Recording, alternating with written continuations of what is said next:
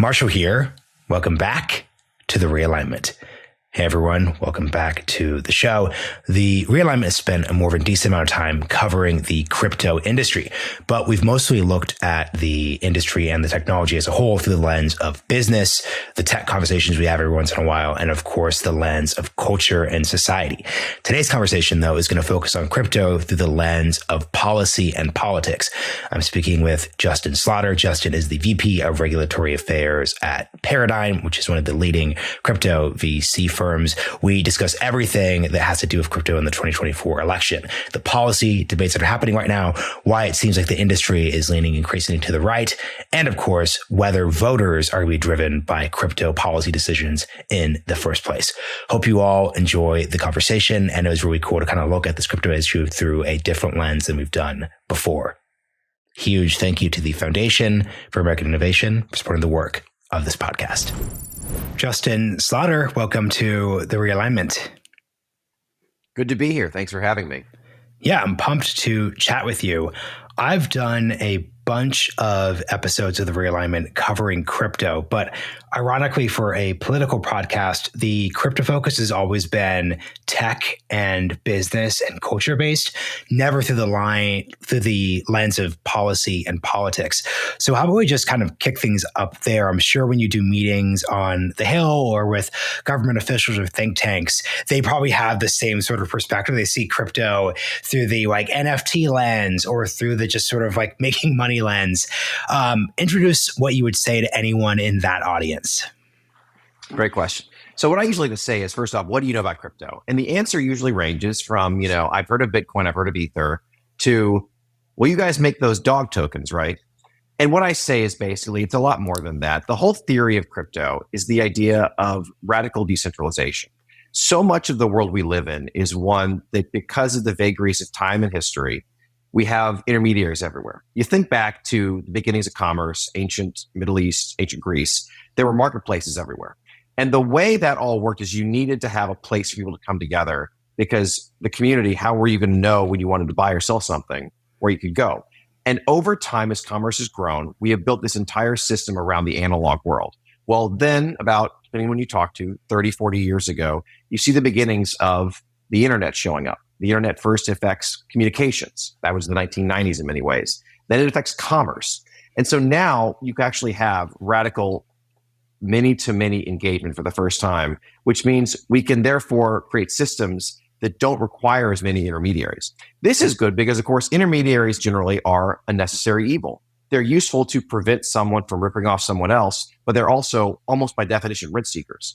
If I get 10% from a trade between you and somebody else, and a few other people have the same thing, it's very hard to see other possible, opportunities come in, especially if there's geographic lock-in, if there's technological or incentive lock-in.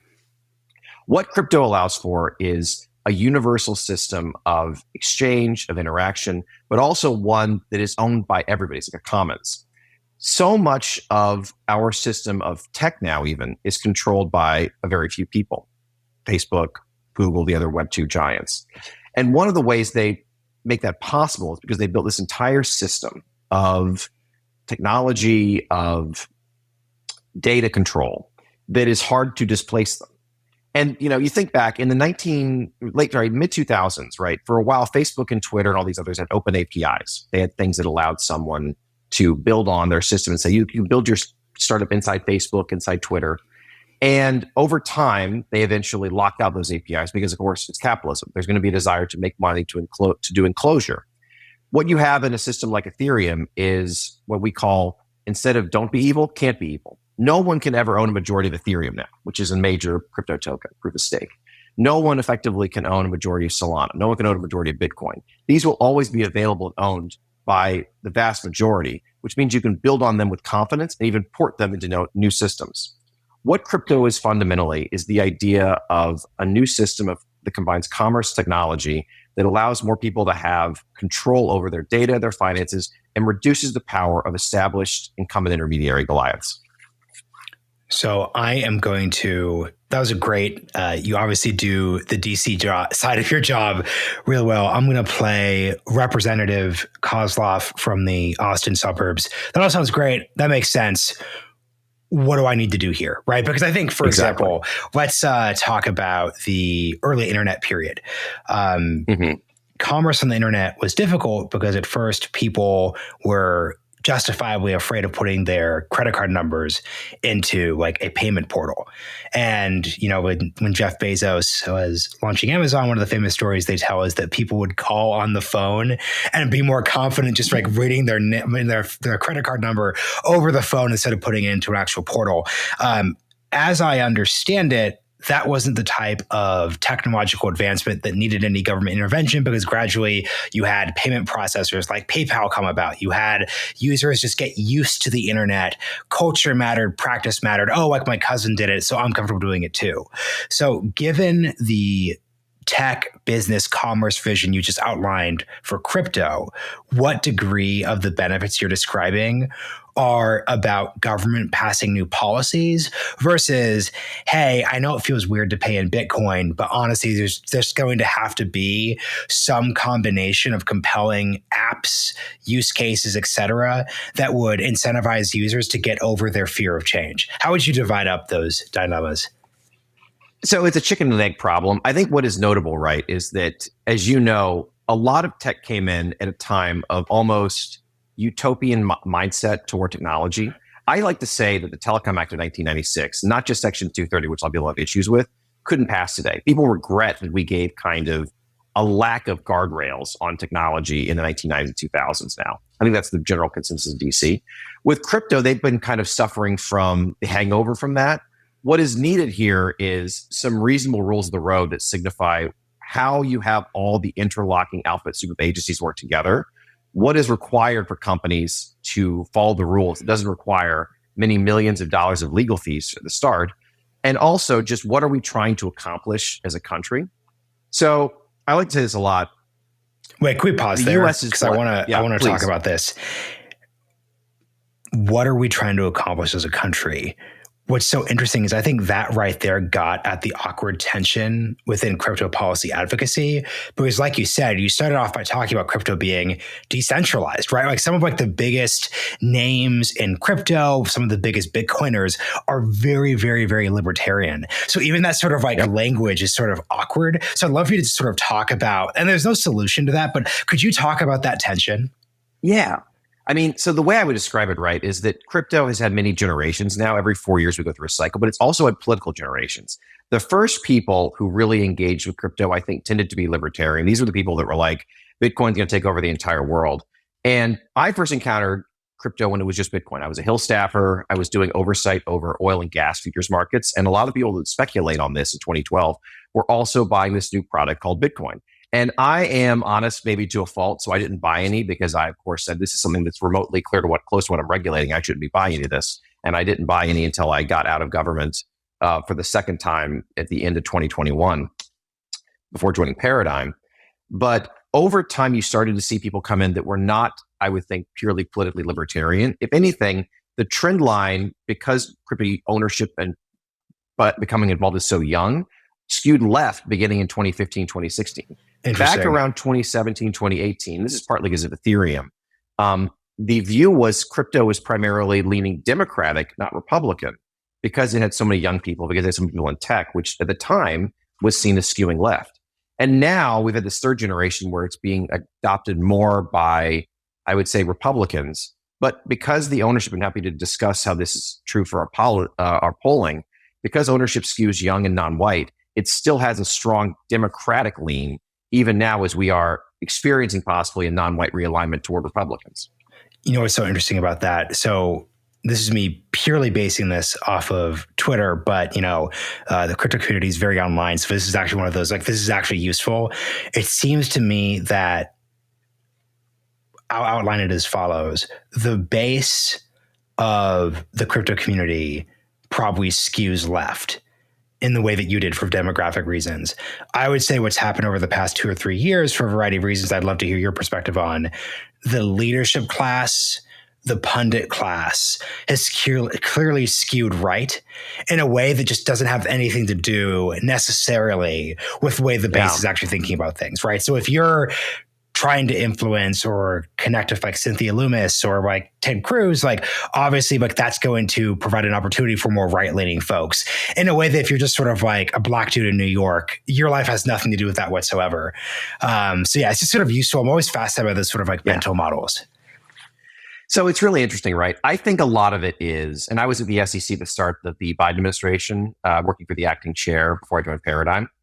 I think a lot of it is that it was during this administration and this SEC that crypto became really political for the first time here in the States. And we're unique in this as a country. I've gone around the world. I was in Asia in April, in Japan and South Korea. I was in France and Brussels last fall.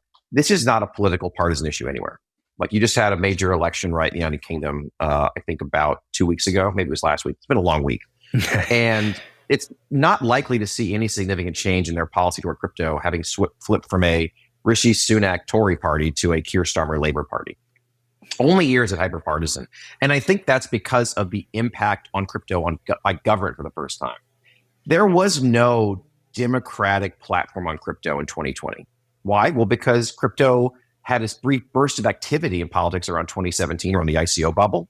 But once that bubble popped, all the energy about learning about crypto dissipated, and it was seen to have gone away. Mm-hmm. It was still there bubbling up and building. We had, of course, a whole host of additional innovations. We had DeFi Summer. But when I was talking to people in 2020 and even early 2021, this is just not a major topic. It was not a major topic during Chair Gensler's nomination hearings, for instance, compared to, say, GameStop, compared to climate rules. But over 2021, 2022, as you started to see more antagonism from parts of the Biden administration, not all of it, I think we had crypto become somewhat more partisanized, which you talk to a lot of members and still a lot of people who are members of Congress, congressmen from Austin, you have Richie Torres, you have Josh Gottheimer, you have Wiley Nickel, who are Democrats, you have Ted Cruz, you have Tom Emmer, Cynthia Lummis, you have Kirsten Gillibrand. But it was seen by 2023 as having more of a red hue than a blue hue. And that probably speaks to how we have an incredible ability in this country to partisanize most issues. Mm-hmm. And I think it's really surprising, actually. And I think because of the multifaceted nature of ownership, I think 31% of non-white registered voters own crypto as of this March in a poll we did. 40% of men 18 to 54 overall own crypto, according to our estimates. That is not partisanized more. So as you noted, you may have lost out on some personal wealth when you didn't purchase any crypto Bitcoin during your time in government. There has been a lot of talk about congressional stock trading bans.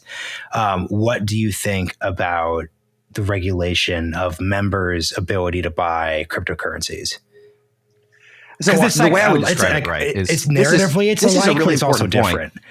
This is a really important point, right? In that with crypto, what you want is ways for people to use crypto, see how to use it without owning it necessarily. Mm-hmm. Like it is the case. This is what I think this is so significant because with most parts of tech, you can use it without having ownership of it, which is very good in government because then you can experiment with ChatGPT. You can experiment with going online for the first time. My old boss, Ed Markey, liked to talk about when he went into Second Life, back in 2007 at the climate conference. But you have to buy Linden dollars, which predated Bitcoin, to do that. But with crypto, less interesting to me than whether or not we have a crypto ban. And I do think, right, you want to have restrictions on what members of Congress can buy. You want to find ways for them to be able to experiment with things like Uniswap, things like MetaMask, without triggering ethics rules, whether that's sandboxes, whether that's giving it to charity after. Because if you're not deep in the tech on here, if you're not touching it finger to finger, it's very hard to understand it.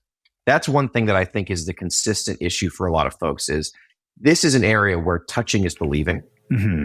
It's very hard to understand it from pure theory. And I think that is one of the reasons this has been very vexing for progressives. Because usually when you say to progressives, you have to use it to understand it. That doesn't make any sense. I'm like, well, yes and no. If I were to explain to you how an airplane flies, you've never seen an airplane, you've never ridden an airplane, you're going to really struggle to comprehend it. That's the way it is with crypto as well. If you're not in the tech using it, it's hard to understand not only how it works, but the appeal of it. Can you give an example of something that a member who doesn't use crypto wouldn't quite understand unless they had the ability to experience it? Yeah. Why is it? So I'll give you an example from a scene. I'm going to cheat and use a senior member of the admin. How do you mine a Bitcoin? Well, the use is it's a concept where you're doing mathematical problems. Well, why just get a pen and paper up? No. You have to use a computer rig, and we can take you to a whole system of how Bitcoin is mined and see these are computers running systems, and they're working off the power grid, usually using stranded energy, not energy that otherwise would go to waste. We're using energy that would otherwise go to waste to do so. But another example would be, okay, you're going overseas. When you go overseas, right? Usually you think to yourself, I wish I had my prop here of my wallet. I don't need, I don't need any local currency, of course, because I have my credit card and my credit card works both places. Well, yes and no. It works sometimes, not everywhere. I experienced this in Japan earlier this year. They charge you tremendous fees, just massive fees on every transactions per float. So it's in your interest to have currency. Where do you go to get currency? Usually you go to the place, the airport, right? But they also charge you tremendous money. You could literally go though, on your phone, on MetaMask, trade your dollars into euros, into yen, into British pounds at a fraction of the price, trade it back, and now you have, digital currency on your phone basically that is functionally dollars. Like that's the kind of thing, right? That if you're not doing this and really kind of going through the motions, it's hard. So many people say to me, why do we need this? We have credit cards. And I'm like, well, credit cards seem really good if you're a certain class of people who can have them, but even then they're not that great. When you buy something with a credit card, the business pays several percent back to the credit card company. How does that cost get distributed? It doesn't just go eaten by the business. They pass it on to you. I go have a dry cleaner nearby and they have their little handwritten sign, like a lot of them do, saying, please pay under $10 in cash, because they are getting reamed out by these fees. A lot of the appeal of crypto is if I could pay her directly with digital money, they would have to either drop their fees to be competitive or alternatively come up with their own systems. So the result is just they lose out those intermediaries. I have to pay less fees, and so does the business as a result. Why hasn't, and by the way, that was like the perfect Bitcoin use case, right? Like there's a debate, especially on podcasts and online about, okay, name the use case of crypto. You just gave a perfect use case when it came to like small business people who are getting like reamed by the fees. Why is that? I'll do even one better. I want to cheat and say something even better. So for those of you who live in DC area, I was at a Oarsman car dealership, very common local chain in August. And they were literally at a sign up, it was handwritten again. This is a chain of like 10 different car dealerships. If you're paying with a credit card, we're going to charge you 3%. If you want to avoid that, you pay with a debit card. And I said, when did this happen? They said, the last few months, we're trying to cut costs. And increasingly businesses are attacking best. Yeah, but given how direct and how much those fees would start to stack up, why aren't there more? Why does it feel like when a business accepts Bitcoin, it's like a gimmick as opposed to like a serious like business pivot that they're making? I think it's because first off, actual usage and understanding of this remains early. It's very similar. You can go on YouTube and see how novel it was in 92 that a Burger King accepted credit card for the first time. And this is a local news story for like 30 years at that point. Right. It's just, it's that constant S-curve style situation where you need a certain number of people to use this before it becomes acceptable. But also, let's be really crystal clear, a lot of companies have tried first to do their own system of closed rails, right? If you're Starbucks, I love Starbucks, you want people using your app only and not permissionless because they control the money. When you preload your $25 into Starbucks, that's float to them. That's better than you just having Ethereum pay at a time. If you're on McDonald's and if you have a preloaded app, same situation.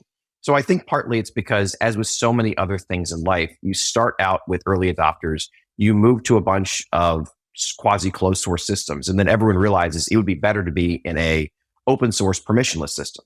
There was a great quote from BlackRock, and I don't think BlackRock does everything right. I tend to think if you're over $1 trillion, it's like, okay, let's pump the brakes. But they were saying, we were trying for a long time to make permission chains work where we control it. And we realized it doesn't really work. But it taught us to be really excited. Permission is when it's centralized. This is a really important thing, right? This goes to the heart of what is a, open source crypto like Ethereum or Bitcoin or Solana versus, say, JP Morgan coin. A permission chain is when one centralized entity controls the chain entirely. they have total control over. The problem, right, is who would want to use that chain if they have a choice versus having one that's open. If it's open source, it's not controlled by anybody. It's permissionless. No one can stop you from using it, but it also means there is equality across the chain. The issue is then, however, you have to create systems for allowing trust in a trustless space, which is usually why we have proof of work for Bitcoin, proof of stake for Ethereum. You have to choose basically between a system that does not require the assumption, either assumes trust by a centralized entity, or that has a decentralized system but needs a token to create trust. Mm-hmm.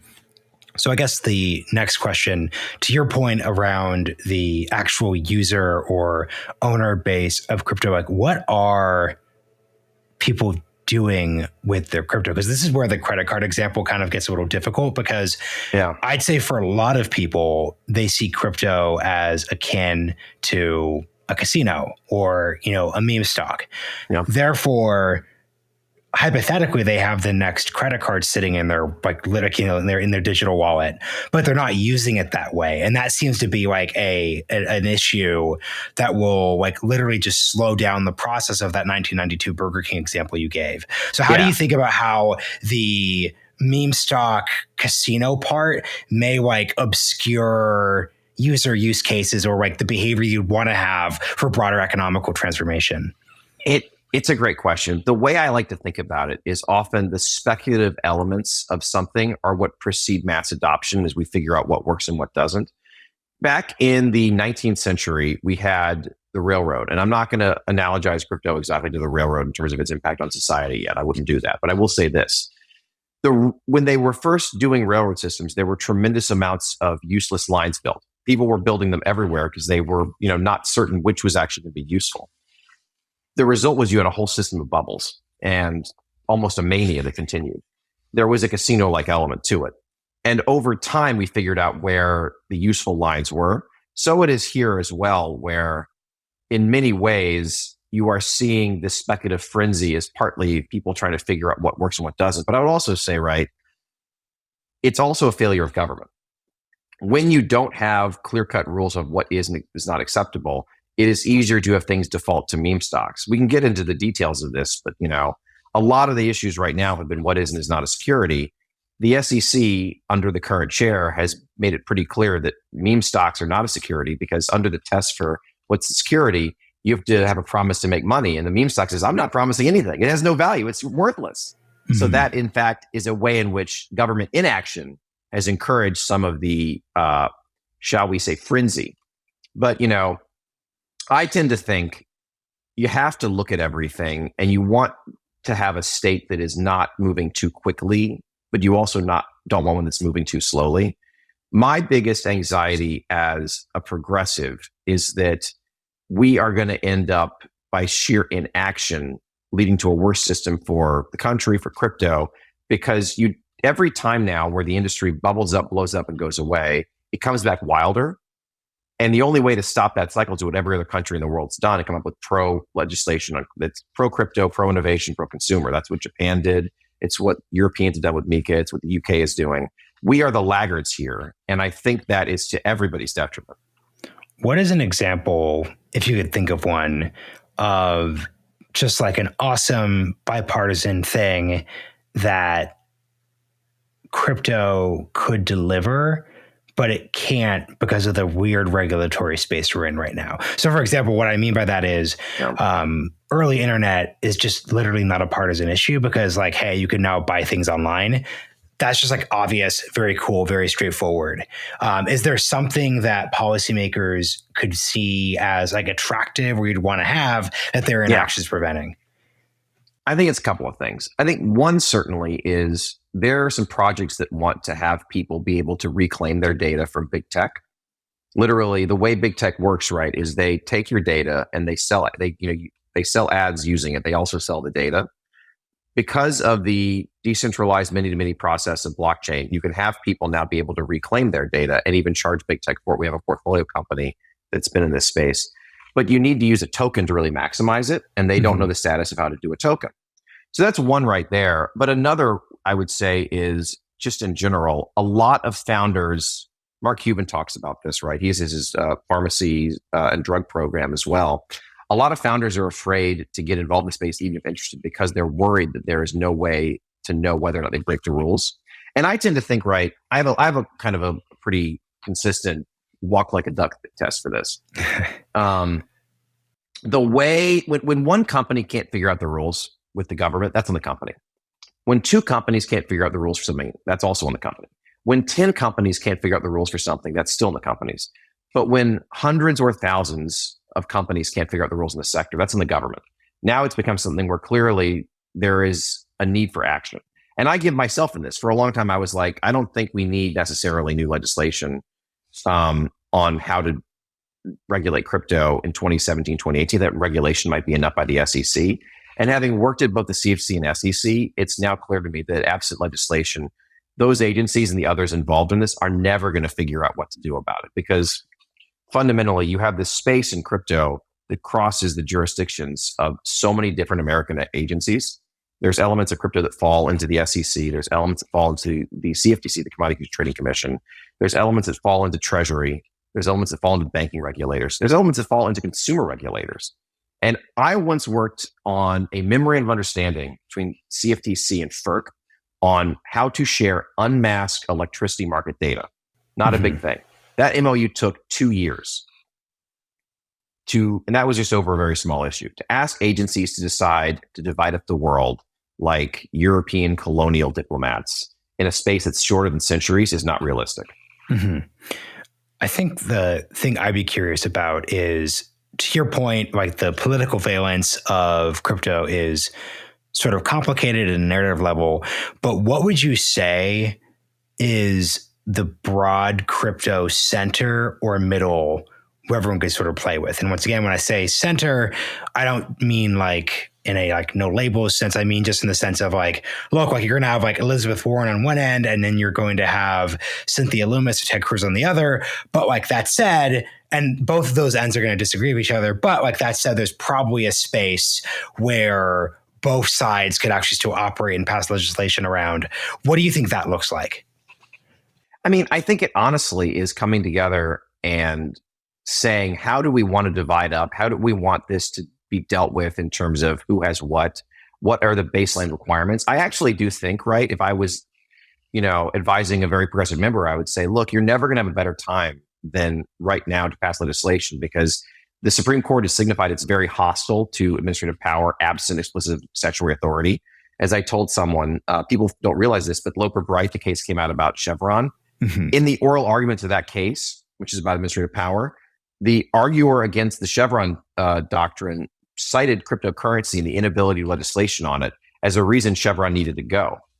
The longer you take to actually have legislation passed, the more likely the Supreme Court will come in first and say the SEC, nobody else has any power here. So this is the best time to say, how can we get pro-progressive views to support the economy? One of those is, how do we encourage decentralization? How do we make sure that companies are not allowed to keep significant, majorities of tokens, but have to share it with many other people? How do we, take steps to make sure that Amazon and JP Morgan don't have an advantage because they have hundreds of millions of dollars to throw at this once it becomes clearly legitimized? How can we come up with situations to encourage job growth in overlooked areas of the country? One of our advisors at Paradigm is Paul Ryan, former speaker. We have all sides. We have progressives, we have centrists, we have conservatives, we have Trumpers, we have socialists, and on retainer.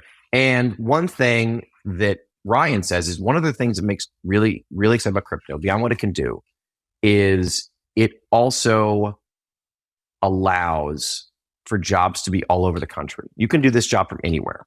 So much of tech, so much of finance is focused on New York City, San Francisco, Austin, Miami. These are jobs that can be done in Appleton, Wisconsin. So that's another thing, right, that potentially policymakers could come together to deal with. But it just requires the courage to act. Could you talk about two of those, let's say, progressive cases? Super interesting. So we'll do them one at a time. So first one, you talked about making sure that people could get the benefits from people who hold like a lot of the tokens. Like, what do you mean by that? Expand on it. What I really mean is you want to make it such that there is an encouragement to decentralize. The whole thesis here is that we're not just replicating the previous economy with, Bitcoin and crypto. That we want to have no more huge intermediaries, but to have an open source cypherpunk approach to the economy, a new commons that's not inherently dictated by either a few small entities or even the government. But that means making sure that you'll always have an ability to buy into this system, even if you're a small player, that it can't be hoarded by the few, the powerful, the many, specifically. So the second one you talked about, and this refers to like the hoarding and, the whale problem. This has been something I've been fascinated with ever since the Constitution DAO thing happened. So this is when folks tried to organize a DAO around purchasing one of the remaining copies of the Constitution. And, it was interesting to speak with them because I think I was one of the few like policy oriented people who they like spoke with. So I had some like very serious questions that I don't think I really got very good adequate answers to. So I'd love to kind of like pose them to you. Not that like you're inherently endorsing Constitution now, but and I recommend people listen back to that episode.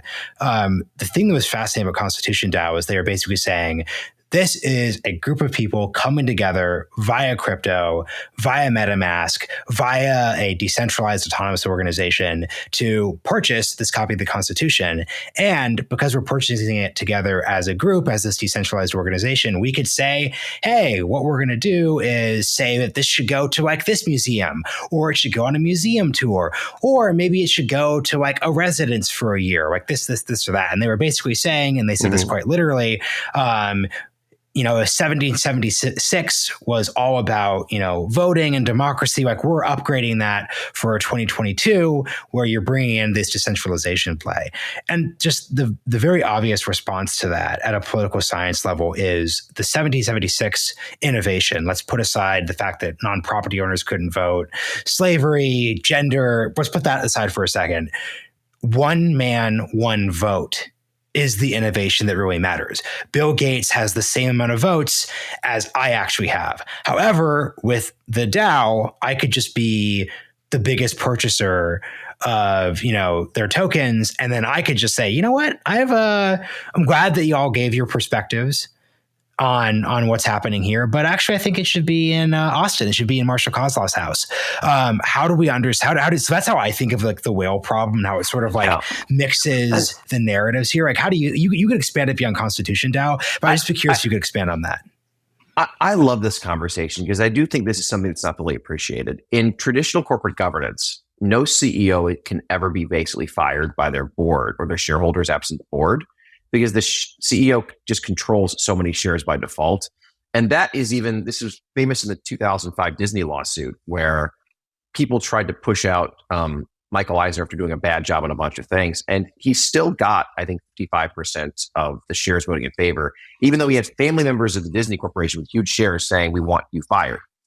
It's gotten worse since then because we have dual class systems now, right? In Facebook's case, under the IPO approved by the SEC, Mark Zuckerberg's shares are worth 10-1. He can never lose. Mm-hmm. He functionally is a dictator of Facebook for life. So this is where I would say, right, the idea here should be policy can come in to underscore that for a chain like Ethereum, nobody has that percentage of ownership, but also policymakers can try to further encourage decentralization.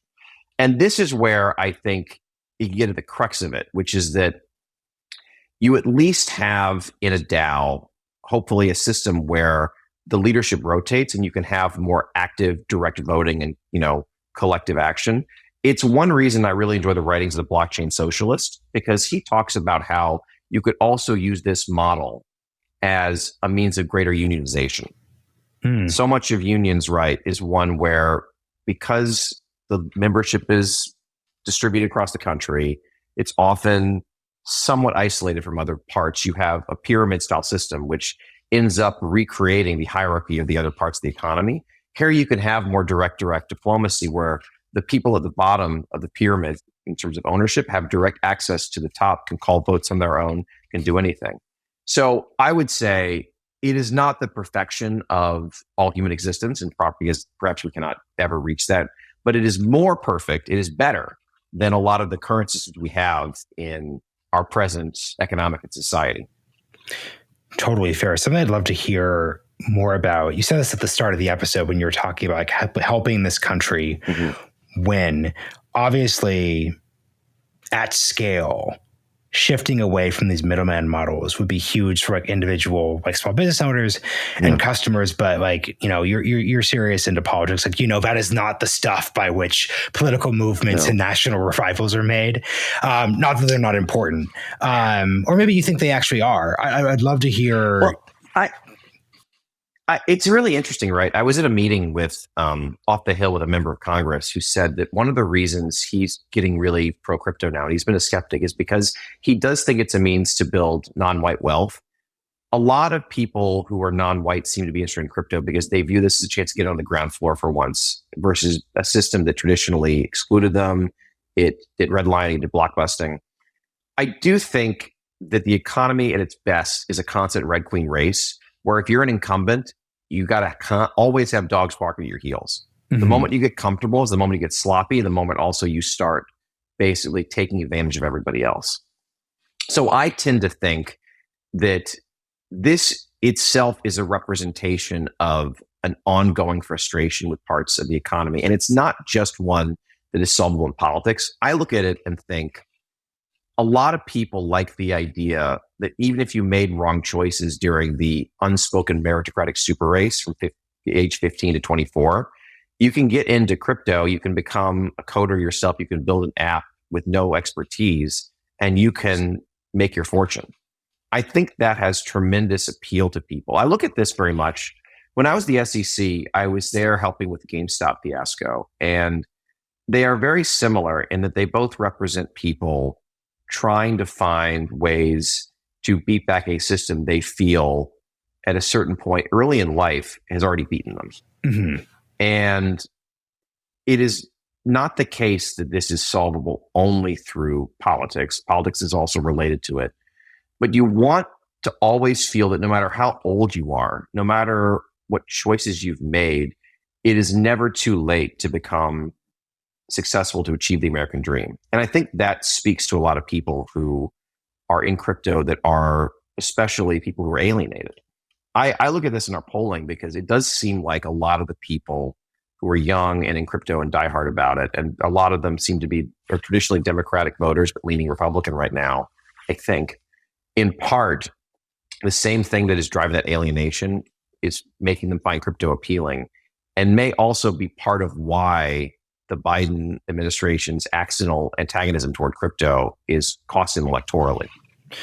Here's what I'm curious about, though. So I actually really like your articulation of how with crypto, there's an opportunity to develop apps and code and do a lot of things. I had Nat Eliason on earlier this month and about his new book, Crypto Confidential, out now from Portfolio. What's great about his story is it starts with him on the speculative side, but what he smartly does over the course of that year is he actually moves more into the developer side. So it's not just like a year of taking gambling.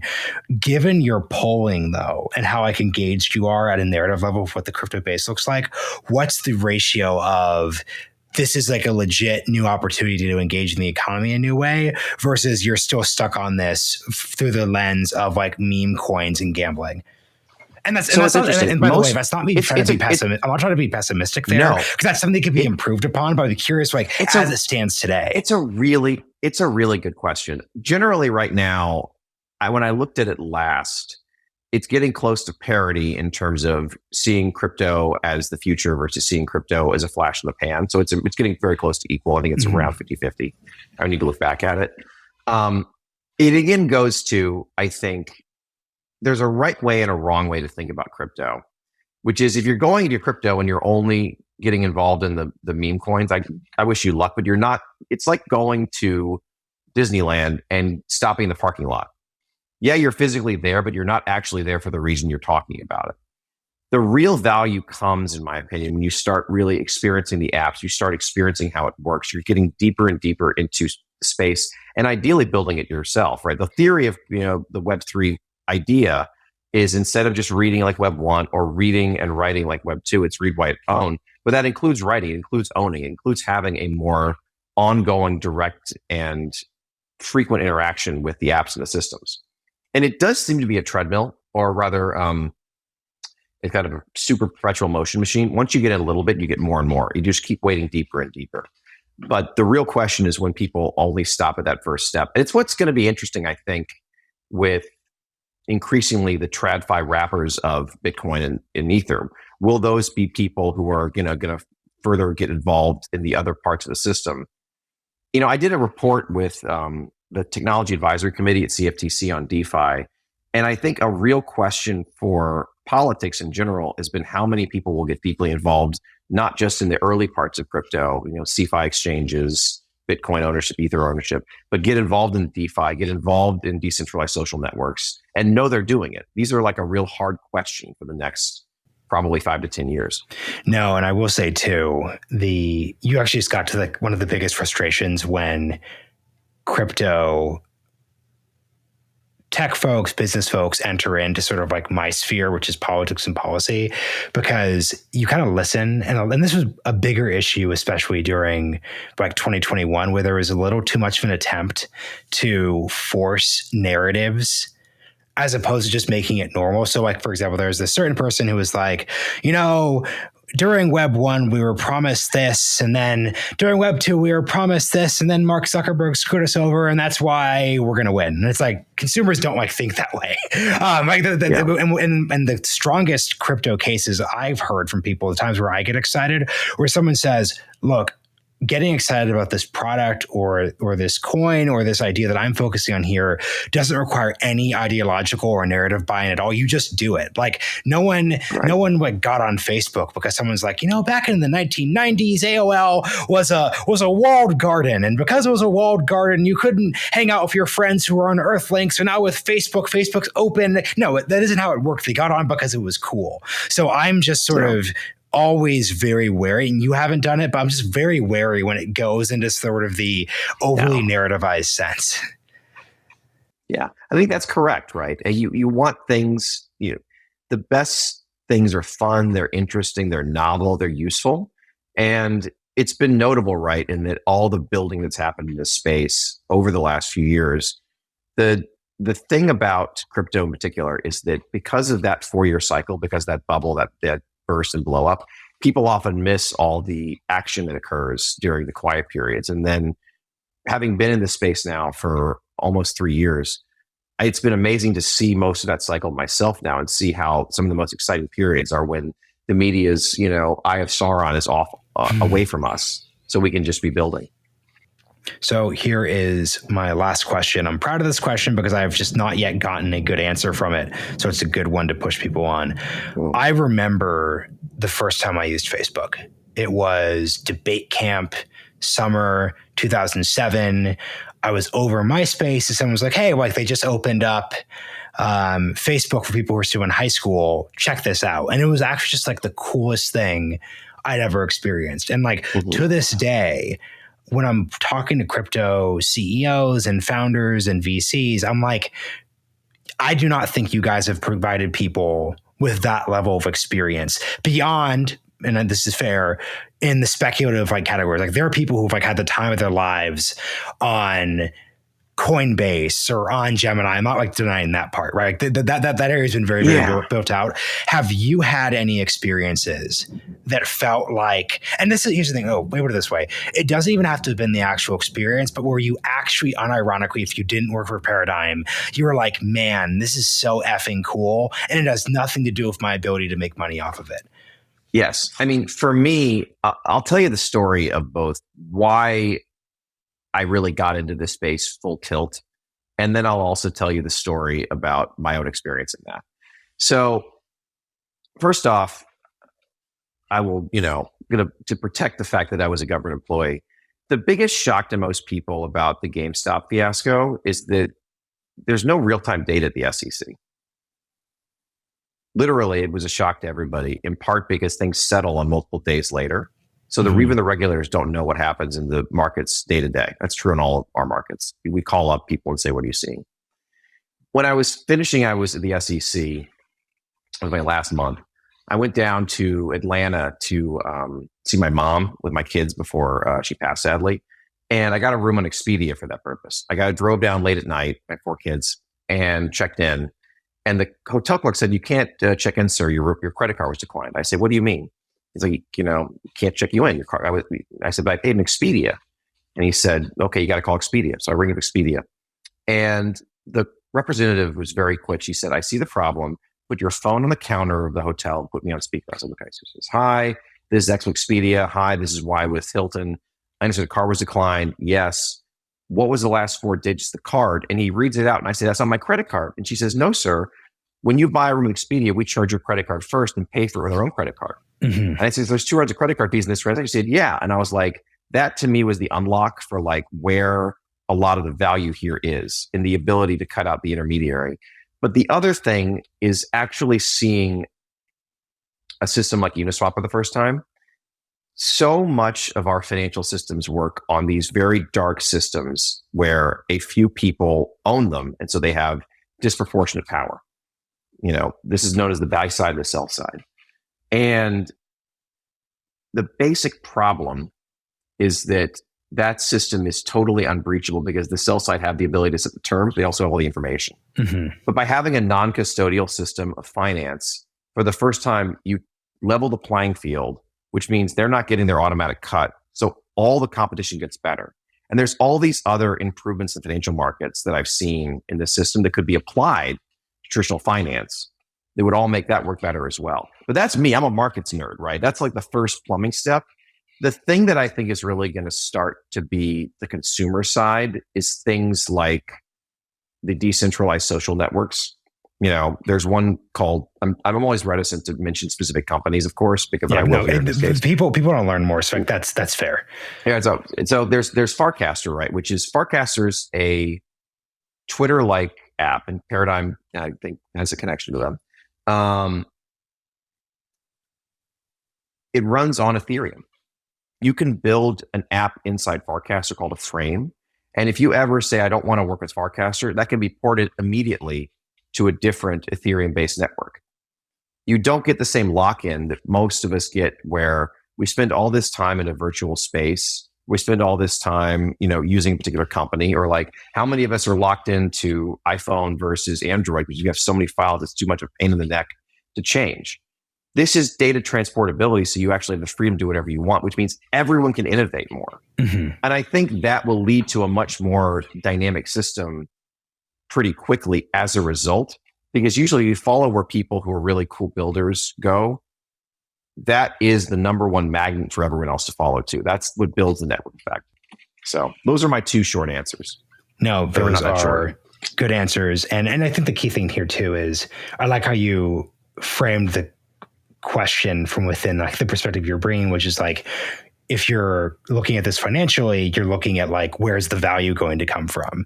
And like maybe looking for the MySpace to Facebook transition isn't quite the place to be looking for right now.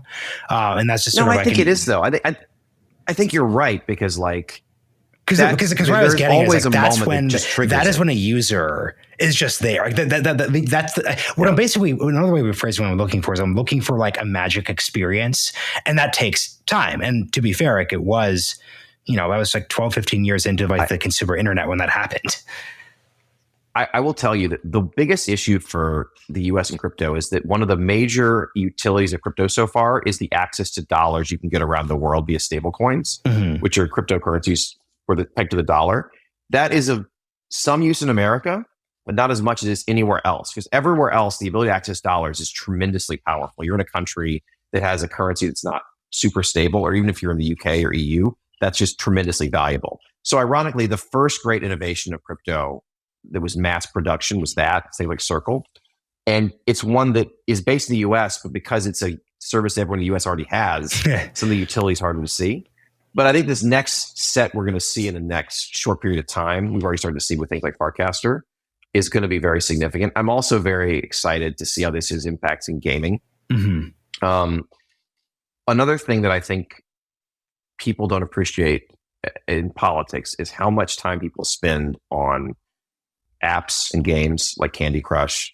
People put huge amounts of their time, even their livelihoods, into online worlds. I wrote a paper about this in law school. It was back 2007 on this economic of Second Life for this reason. It was called between law, contract and property, the law of virtual worlds.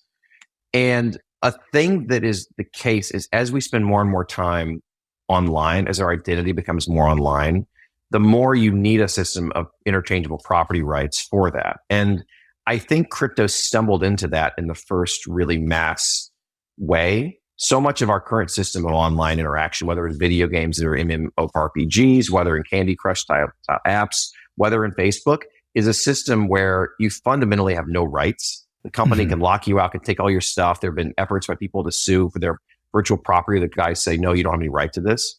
And once you create property rights in that space, you then create a system of not only persistence, but rapid exponential growth. And I think that's the real way this system might truly surprise everybody, by creating a pathway to far richer engagement online, where we're already spending all this time, right? That is an excellent place to end. Justin, do you want to shout out any papers, writings, your Paradigm website that folks should check out to learn more? Policy.paradigm.xyz. We have a great team. We do polling. We just released a poll of Republican views on crypto early this week by my colleagues, Alex Grieve and Katie Biber. Brendan Malone, our international policy manager, does amazing deep form writing and is far smarter than I am. We also have occasional writing from Dominique Little, our policy associate. I write on Twitter a lot at JBSDC. And then the other thing I was going to say, we didn't discuss the full politics of it. I do think you're going to really see for the first time this year the influence of the crypto voter. One thing that we didn't delve into, which I wish we had, is that feel free to go here. Yeah, just close. Take it wherever you want to go. Yeah, sorry. About under our polling, about 19% of registered voters have owned crypto in the past or own it currently. That was as of March. And the thing that most shocked me about that is, first off, that's because you have almost no ownership of age 55. It's all between basically 18 and like 55. But 7% own more than $1,000 of cryptocurrency. That may not seem like a lot, but I think only like 20% in our polling had over $1,000 in stock. Maybe it was 30%. And 1% of voters had more than $10,000 in cryptocurrency. Mm-hmm. Once you reach that level of ownership, that becomes something that really does influence your thinking. I think you're going to see people looking this year at what a politician's view on crypto is. We saw it with Donald Trump becoming much more pro-crypto in the last few weeks. Bitcoin and pro-crypto policymaking was part of the Republican national platform. The Biden administration is increasingly softening on crypto from the White House now, which, because I think they understand this is important. And I do think you're going to see a real opportunity for a reset as more and more people realize that because there's ways for crypto to be not only Republican, but progressive and democratic, there's no need to be antagonistic for it. And there's a great chance for a reset, a realignment, as it were, Marshall, towards being more open to crypto after this election happens. Excellent. A much better place to end, because that's a fascinating thing that folks should pay attention to. Justin, thank you for joining me on The Realignment. Good to be here. Thanks.